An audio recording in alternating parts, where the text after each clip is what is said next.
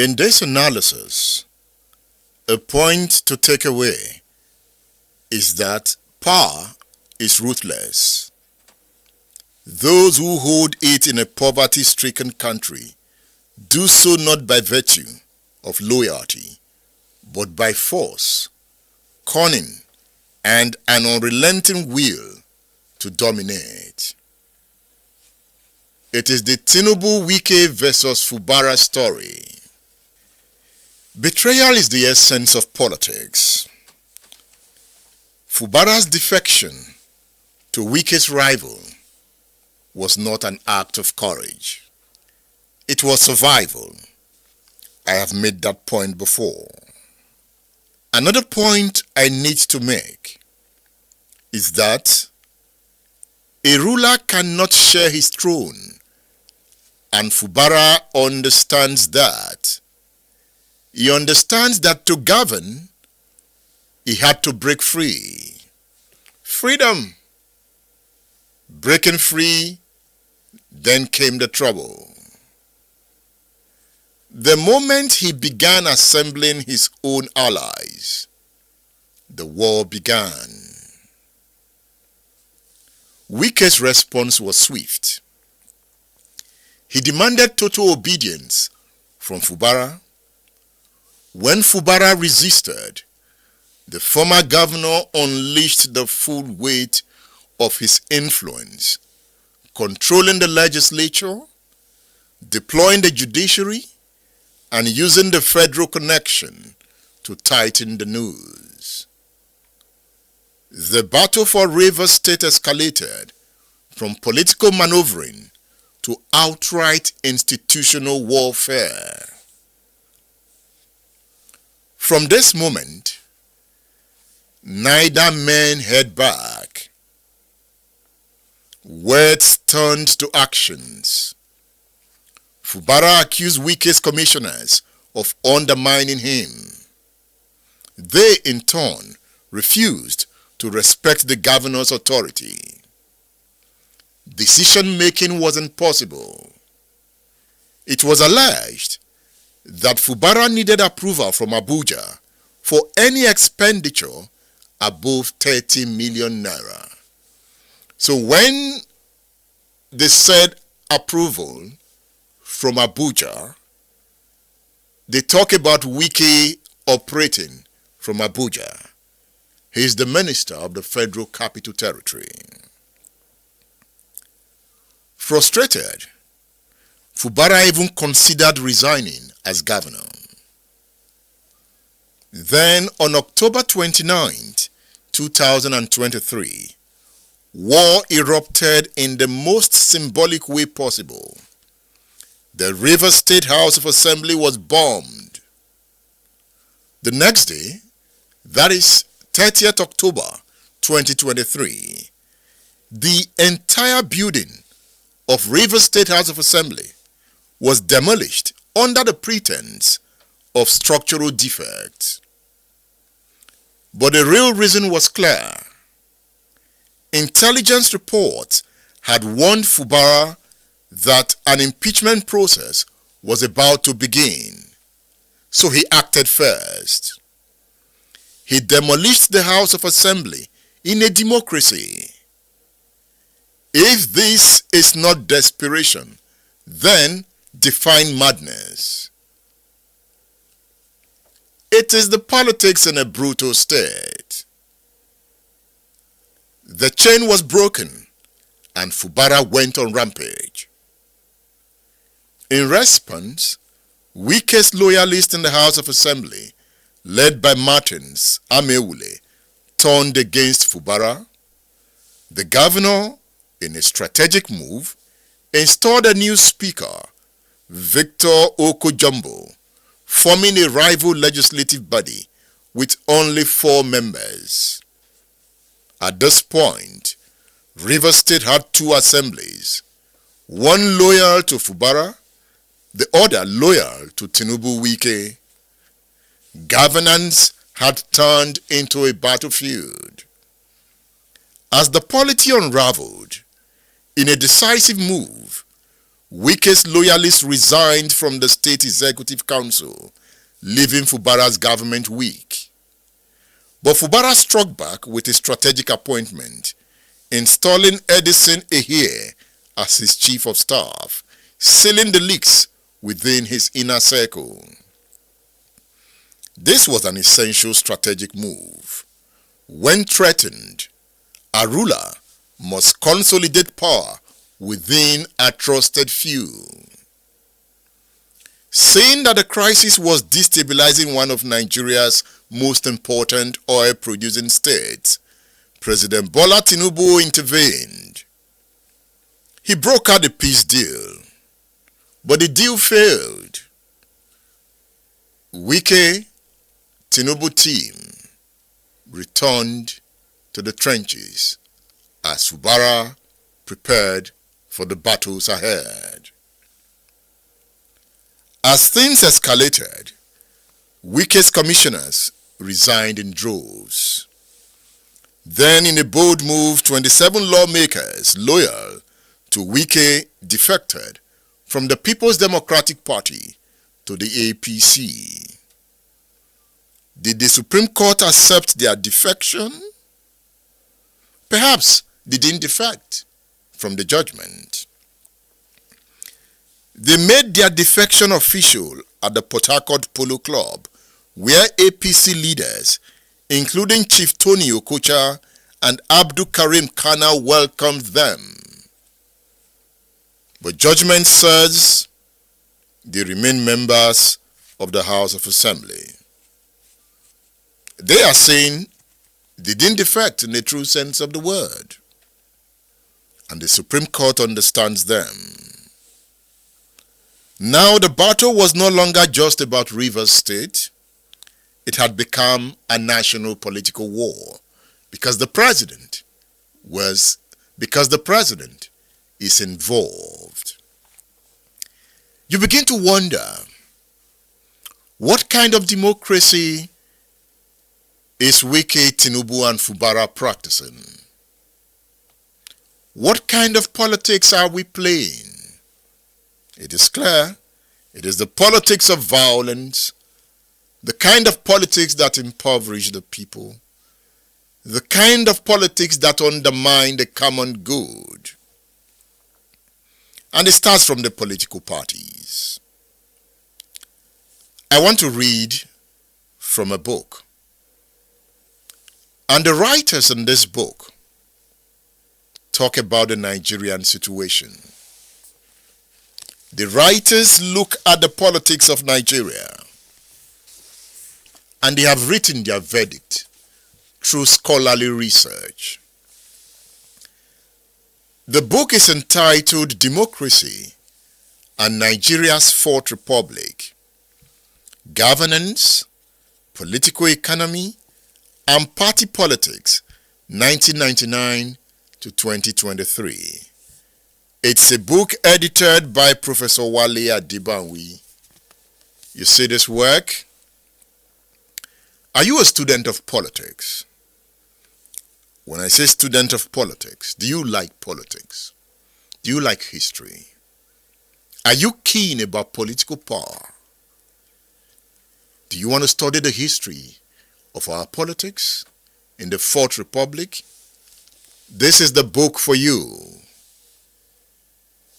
In this book, you will find articles extreme Nigeria. You will find articles like reconstructions, resilience and relevance, political elites and ethnic mobilization, 1999 to 2019. We play ethnic politics. That article is written by Rosa Osagai.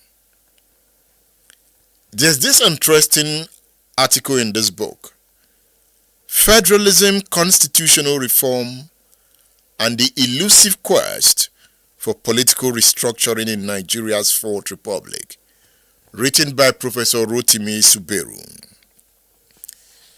But the article I want to read from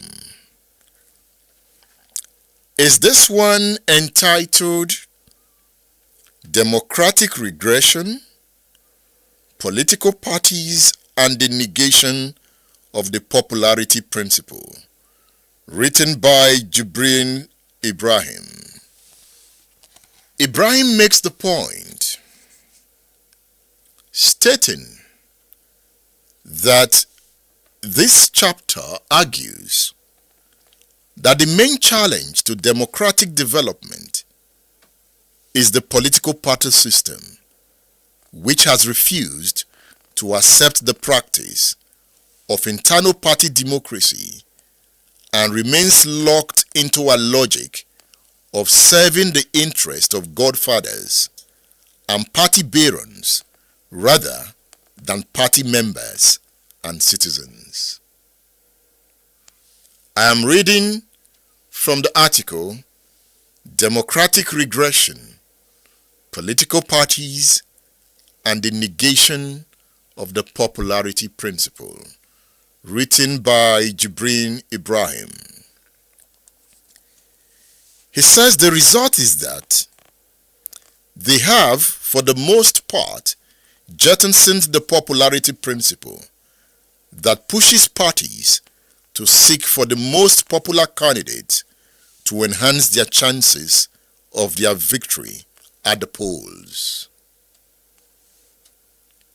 He says we will show that at its origin, this practice was premised on the prevalence of the culture of electoral fraud, which makes nonsense of the vote.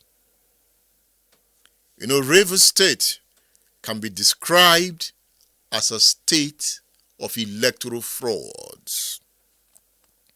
Ibrahim is saying that this culture has, however, persisted even when the integrity of the electoral process began to improve in 2011. You see, that improvement is gone. He says, what then is the pathway for reorienting the political system towards democratic practices?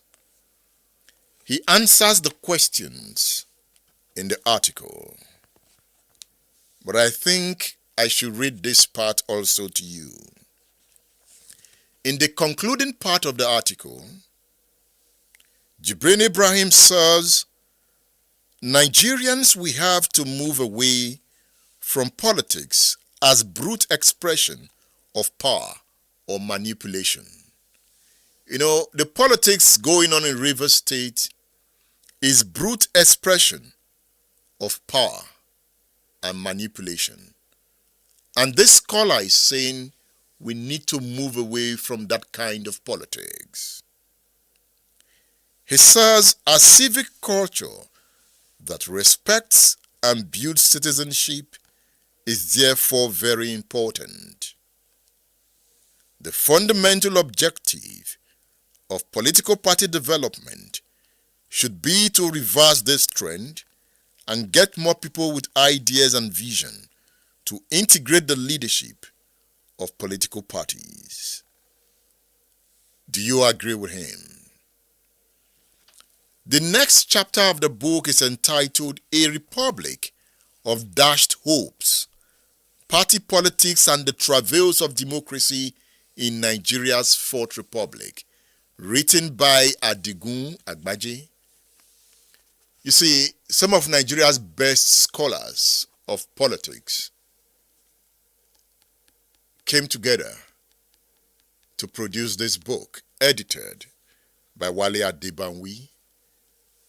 This book is entitled Democracy and Nigeria's Fourth Republic, Governance, Political Economy, and Party Politics, 1999 to 2023. I recommend this book to you. Read it, and you will love it. It's about history, politics, and power. It's about Rivers State. It's about Nigeria. It's about Tinubu. It's about Fubara. It's about Wike. Then came the local government elections in Rivers State. It was an opportunity for Fubara to strike back. In a bid to consolidate his control, Fubara orchestrated a local government election on October 5th, 2024. The PDP could not field candidates due to legal injunctions, so Fubara's loyalists joined the Action People's Party, APP. The result? A clean sweep. His men took control of all 23 local government councils. This enraged Wike. His hold on the grassroots was slipping. The battle only intensified. Let's look at the judicial chess game. The judicial chess game. It's a game, right? Anyway, politics is a game. Politics in a brutal state is a zero-sum game. You win all. You take all. It is yours. As the struggle for control intensified, the courts became weapons. The assembly was an army. Each side used the legal rulings as bullets, striking down opponents with judicial verdicts. The state court favored Fubara. I hope the right word is favored. In Rivers State, rulings favored Fubara. Let me put it that way. The judiciary allowed him to operate with a four-man assembly, approved the state budget, and governed without the defected lawmakers. But in Abuja, the federal court ruled in Wike's favor. The minister was confident he would secure ultimate victory in the Supreme Court. He did. It was a classic case of divided loyalty, where law was not an instrument of justice, but a tool of power. Niyo Shudari, the visionary poet, in this interview, poetically explains the judiciary as a weapon in the hands of the elite.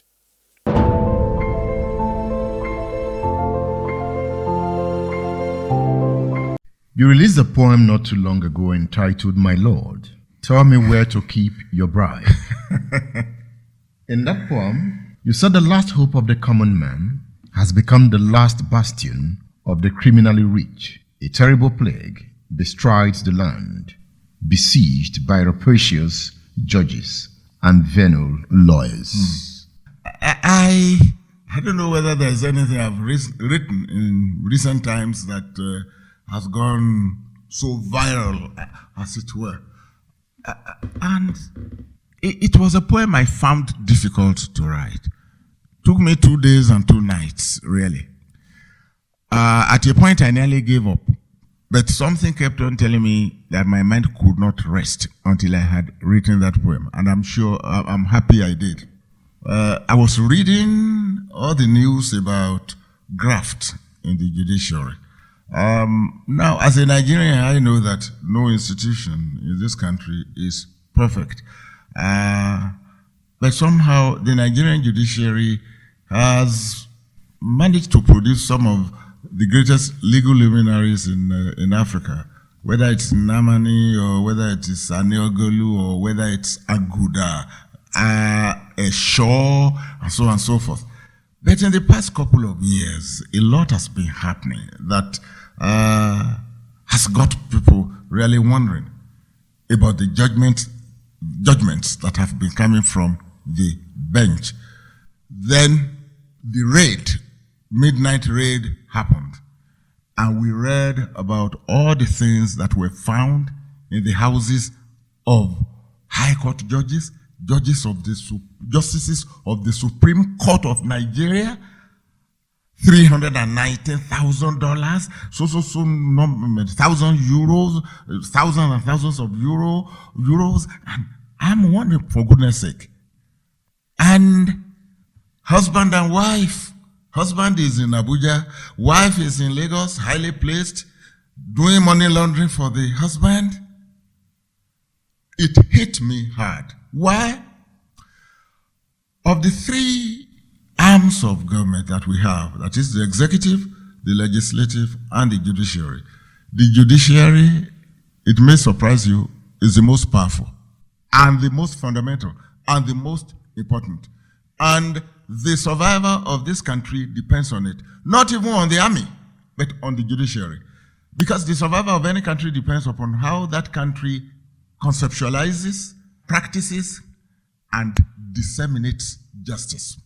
A judge could rule that the Nigerian president should be hanged, and he will be put in handcuffs and hanged.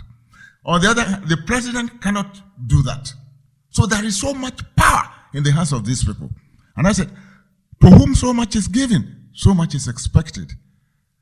We, as laymen and women, have been watching the judgments that have been given, but particularly the election petition tribunals. I mean, we were at a place where no election took place, where there was a lot of rigging and so on.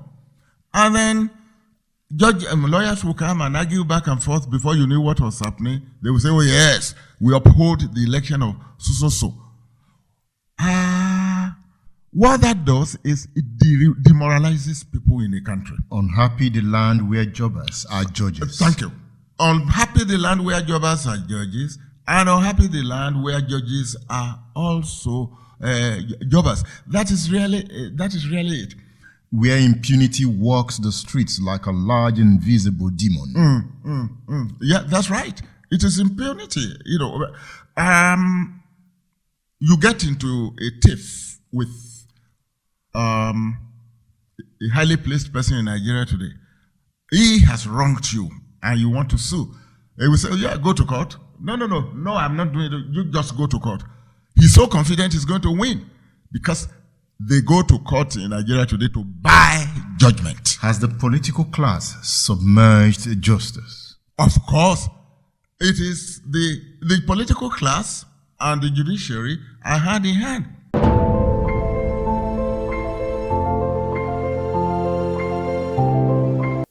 On February 18, 2025, the Supreme Court ruled on 4 cases, all against Fubara. The state's federal allocation was frozen. He was ordered to represent the 2025 budget to Speaker Martin's Amefule's faction of the Assembly. The ruling was widely criticized, especially after it was discovered that a case not formally brought before the court, the defection of the 27 lawmakers, was mysteriously included in the judgment certified true copy.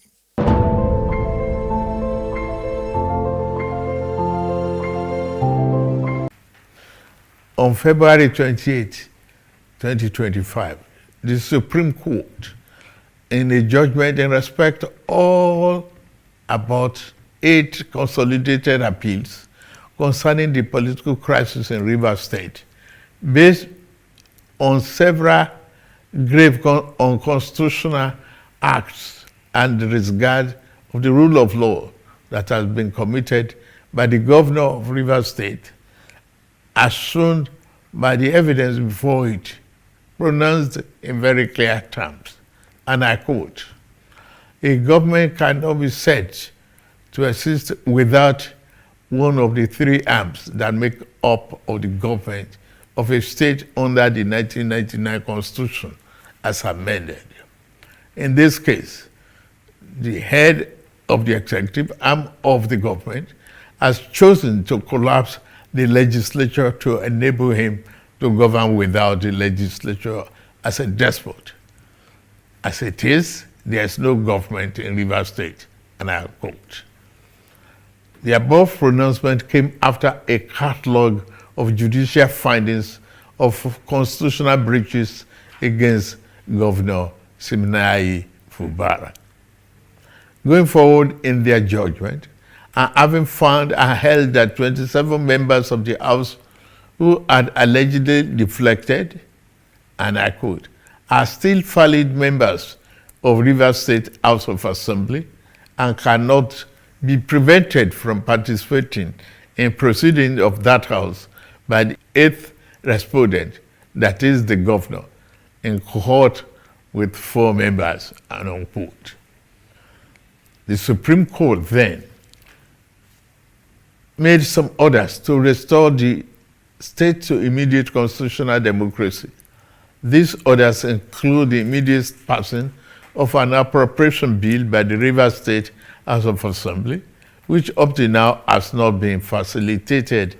Some militants had threatened fire and brimstone against their perceived enemies of the governor, who has up to now not disowned them.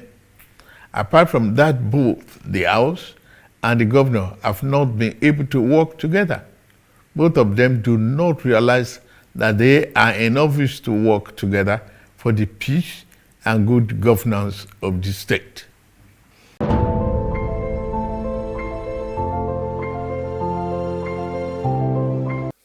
The ruling of the Supreme Court emboldened Wike's lawmakers.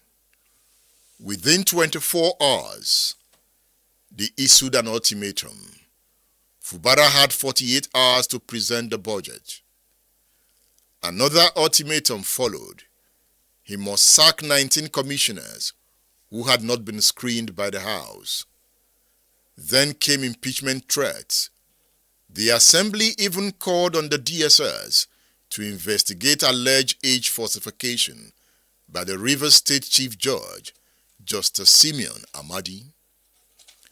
Arrest warrants were issued for Justice Adolphus Enebeli, chairman of the State Electoral Commission. Events moved at lightning speed. Fubara's political survival hung by a thread. But he told his people, brace up.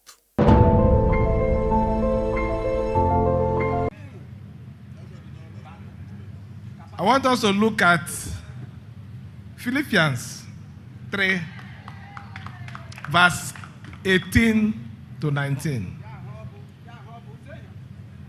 And it reads, "For as I've often told you before, and now I tell you again, even with tears, many live as enemy of the cross of Christ. Their destiny is destruction, and their God is in their stomach, and their glory is in their shame.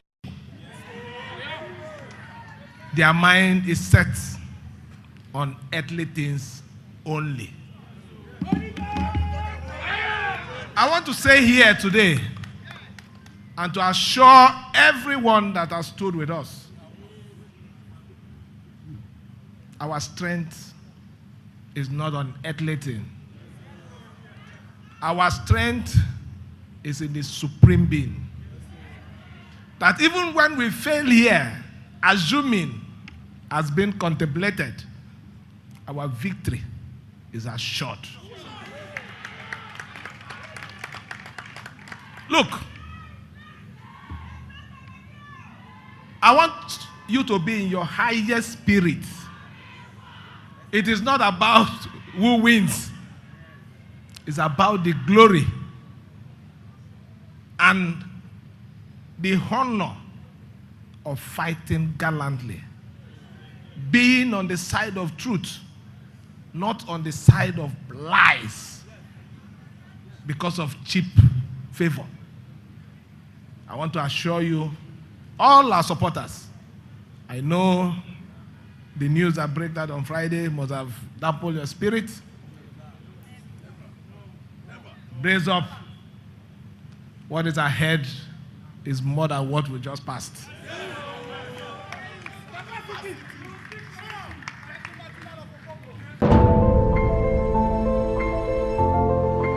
Exactly 1 month after the Supreme Court judgment, on March 18, 2025, President Tinubu made the ultimate move. He declared a state of emergency in Rivers State.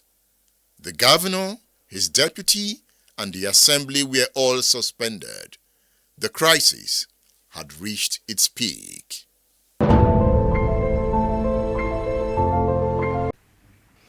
The latest security report made available to me show that between yesterday and today, there have been disturbing incidents of vandalization of pipelines by some militants without governor taking any action to curtail them.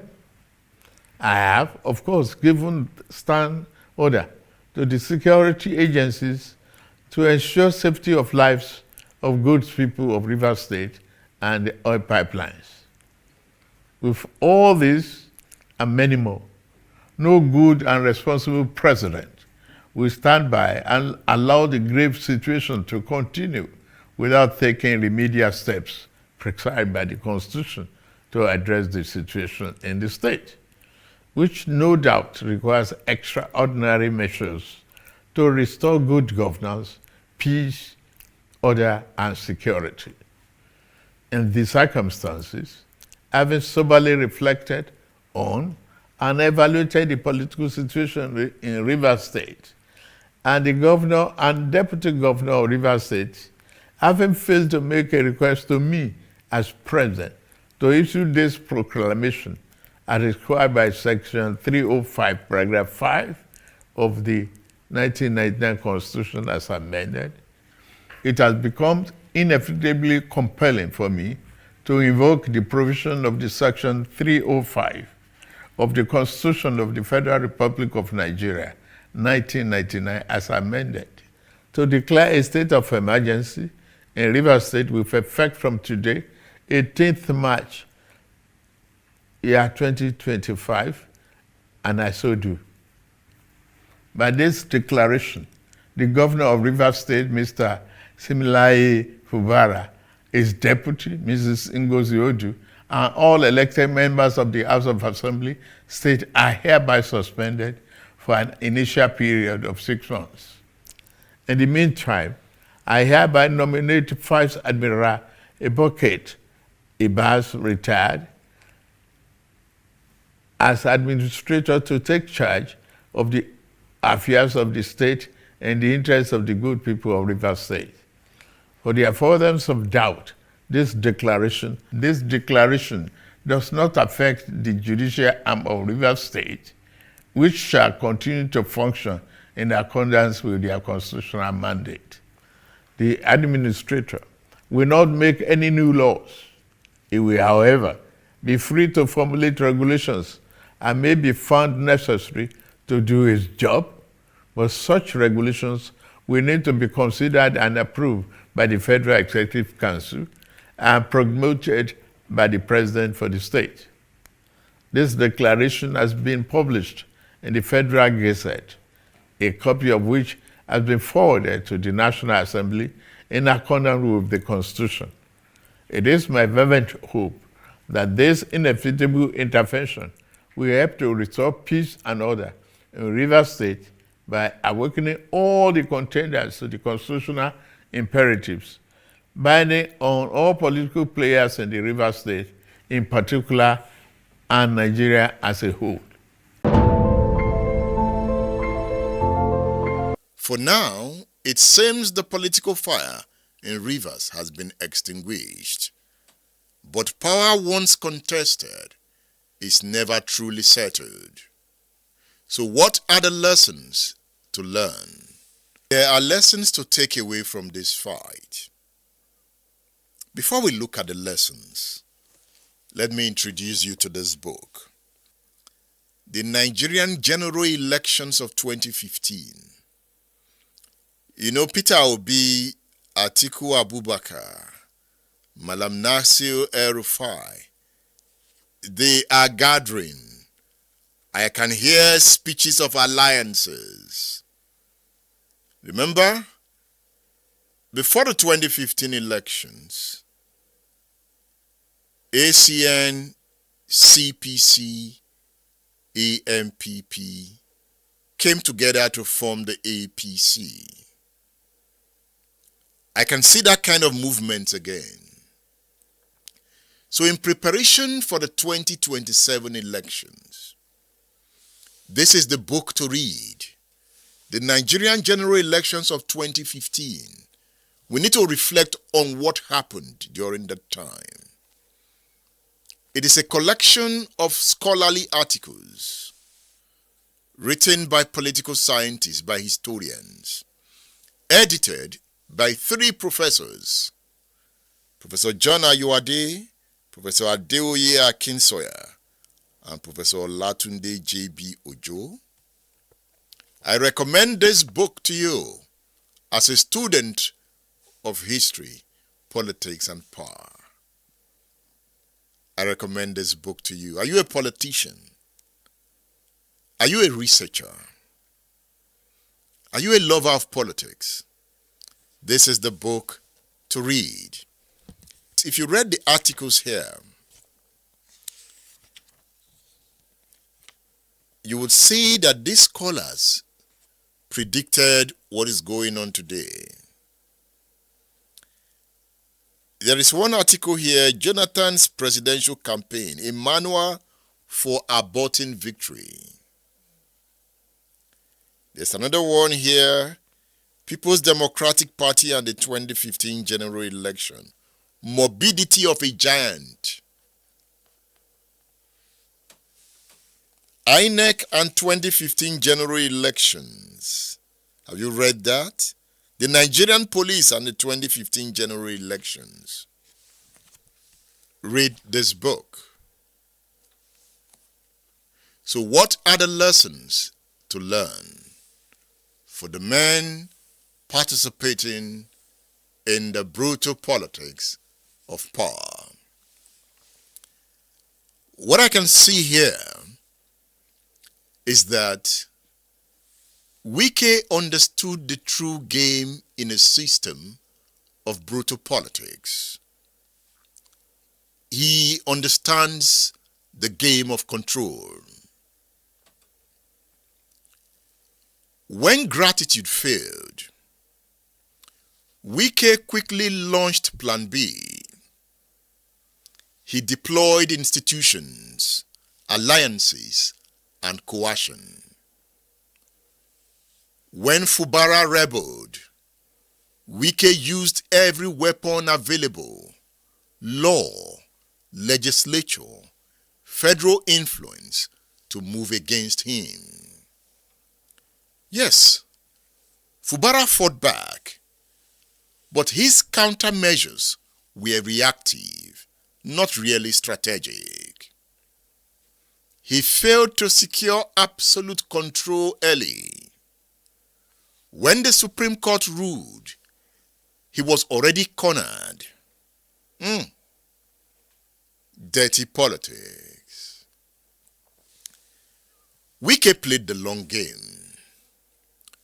Fubara played the desperate game. Or did Wike play desperate game too? Perhaps he did. While Fubara sought local victories, Wike placed his bets on the ultimate power center, the presidency. The presidency.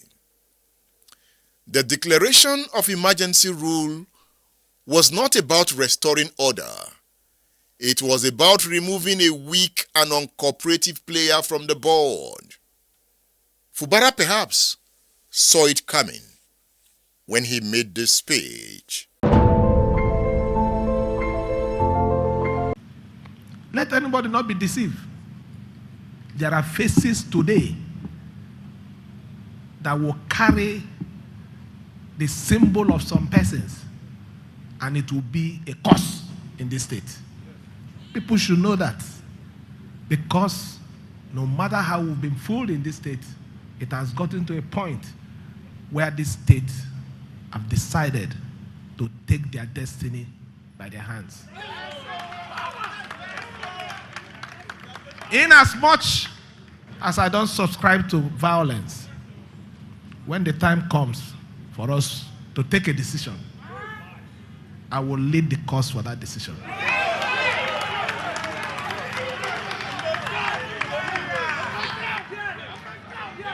Let me say it again, and let me say it again. The worst that will happen is me to leave the office, not. Am I leaving the earth? Is it going to stop me from existing? So I'm not even bothered about that. But the right thing must be done and must be said when the opportunity is given to us. So let me thank everyone, more especially is our youth. Be strong. Don't be bad up. Be strong. I assure you, at the right time, you will get the instruction.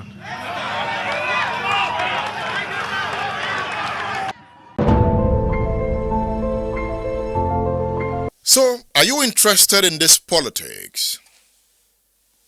Do you feel you can redeem this politics? As you think about the future, I still need to make more points. A ruler without control is a prisoner in his own palace. Fubara was tired of being a prisoner.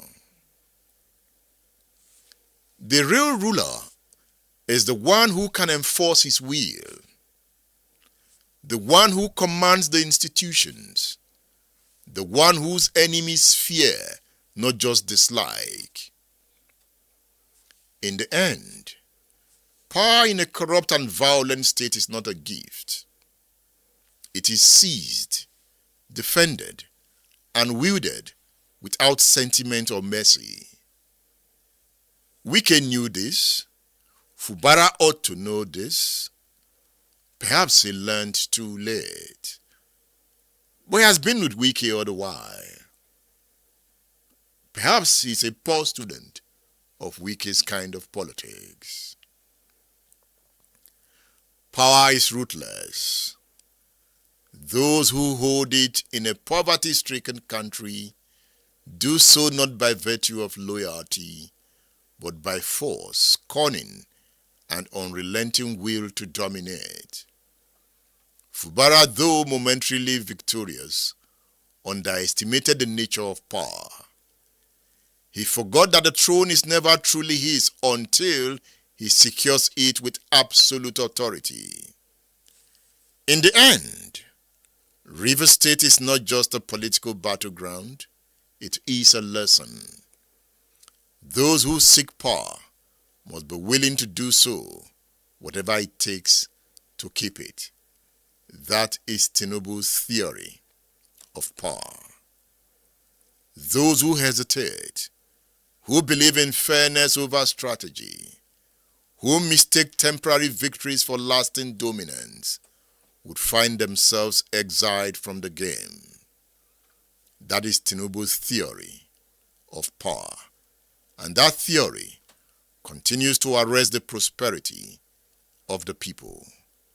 Will Tinubu lead Nigeria into chaos, or is Nigeria undergoing unimaginable chaos in Tinubu's era? I leave you to answer that question.